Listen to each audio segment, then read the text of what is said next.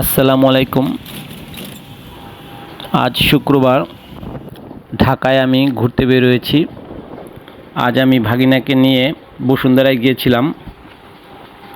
যখন আসার সময় একটি অটো রিক্সা নেই, ভাবলাম যে না, সবসময় তো সিএনজি বা বাসে চলাফেরা করে, আজকে দেখি যে রিক্সা দিয়ে যাব। বসুন্ধরা থেকে টিকাটলি রিক্সা নিয়েছি। যখন আমি রিক্সা উঠলাম তখন আমার অনেক সুন্দর লাগলো রাস্তাগুলো।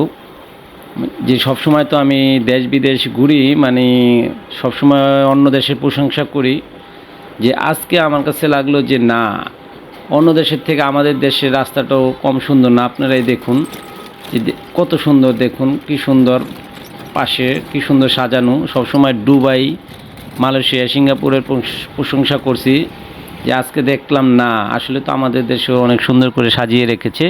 কিন্তু অন্য সময় ভালো লাগে না যে বাসের রং দেখলেই আমাদের সৌন্দর্য নষ্ট হয়ে যায়।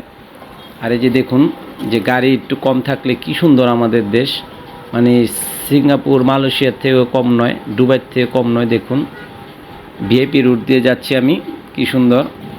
আপনারা যারা এই সুন্দর উপভোগ করতে চান, সব সময় মনে রাখবেন যে শুক্রবার বের হবেন। শুক্রবার দুপুরবেলা বের হলেই দেখবেন যে রাস্তাঘাট অনেক ক্লিয়ার, আপনি ইচ্ছামতো ঘুরতে পারবেন, জ্যামজট পাবেন না।